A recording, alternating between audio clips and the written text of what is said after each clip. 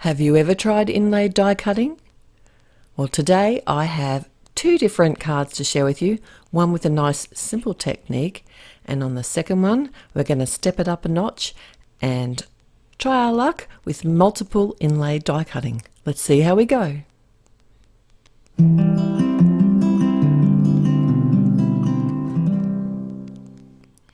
Hello and welcome to another Take Two with Therese at Altenew, and I've got two beautiful cards to share with you, and inlay die cutting is what we're going to be doing today using this mini flower cluster layering die set.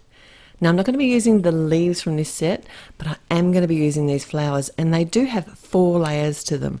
So I thought rather than bulk up a card with too many layers, I would show you a fun way to sort of level out the playing field so that the postage doesn't become enormous.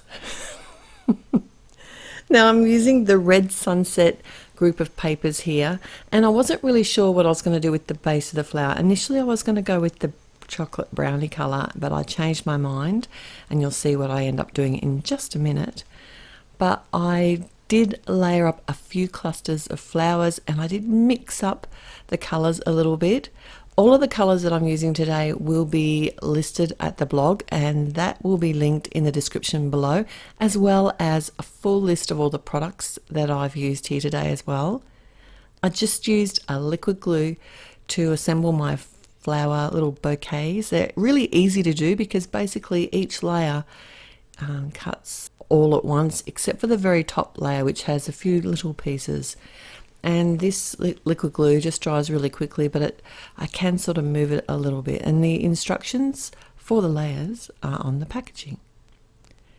I did come in with the detail blending brush and added some sort of pinky pearl colour to the edges of the flower, and also splattered my flowers with some ink spray as well, some pure white.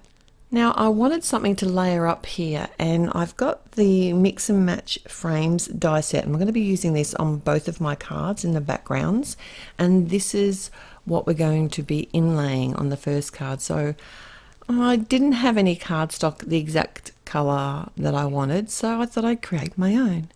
And I blended out a couple of different families of colours on just a piece of Nina 80-pound cardstock, and I also blended out some greens as well to cut some leaves. And like I said, these aren't from that set, they're from the Just Leaves die set. And this is what I decided to do behind the flower on the first card, was use some of the Dazzling diamond. And on the second card I decided just to use some of my leftover frame that I die cut my Mix and Match frame from, the outside portion that I was going to throw away. And I thought this is just going to make both cards sort of be a little bit more similar with the same colour families. And it looks pretty, it's a pretty colour. Okay, so the first card, inlay die cutting.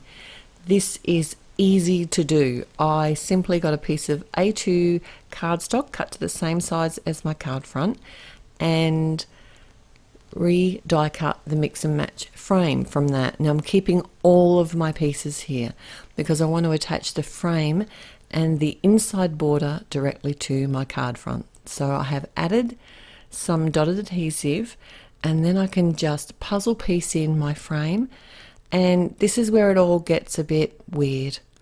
For some reason I thought it would be a really good idea to re-inlay all of the little stripy bits. I won't make you sit through it all. But I think it was worth it. You could certainly have left this out. You didn't need to do it. It's just something that I felt like doing, and can you believe I only lost one piece in the process? So I did have to die cut one corner to finish it off completely. Now I did pop up my flower cluster, as well as added one of the leaves to the front of the card, and I added a really simple sentiment. It's stamped just with some Obsidian black ink from Beauty Within. You could certainly recreate this card and not pop up the flower cluster or the sentiment. I do like some dimension, but I didn't want it to be as dimensiony. Okay, so now we're going to step it up a notch and we're going to be doing multiple inlay die cutting. This is really easy to do. You just have to think about which images you want where. So basically I've laid out how I want the front panel to be. It's another mix and match frame, and this particular leaf is at the back, so that's the one I'm going to die cut first. So this is actually all going to end up very flat on this frame. So I can simply just hold that in place with some low-tack tape and run it through my die cutting machine. Now what I've got here is a piece of copy paper, and I'm adding some of the dotted glue tape to that.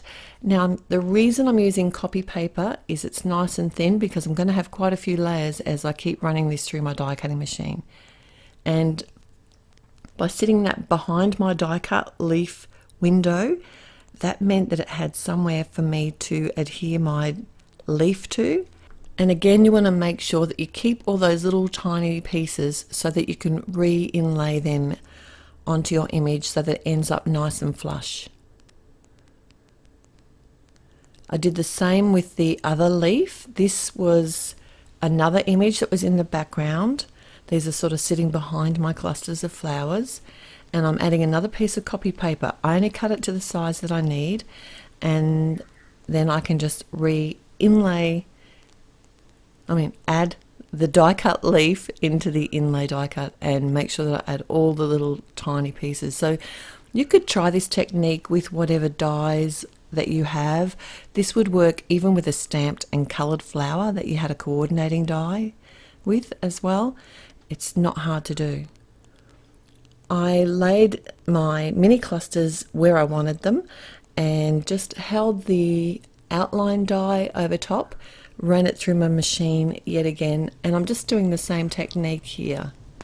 But in fact, this was easier to do because I've already done all my layering and joined my cluster together. You could actually do it the other way around and add just your base layer of flowers and then build it up after if you wanted to do it that way. And then for my last cluster, I did exactly the same thing. I simply held the image in place where I wanted it to be, adhered the actual die, and then run it through my machine. I did make sure to add my low-tack tape in the center of the die cuts. I didn't want to end up with any marks or impressions on the outside of the dies, or on that, on that panel where you could see it. I added a simple sentiment, and this one's from the Modern Hello stamp set, and I just heat embossed that on some black cardstock. I do hope you're inspired to try some inlay die cutting and maybe take it up a notch and do some multiple inlay die cutting. Till next time, bye.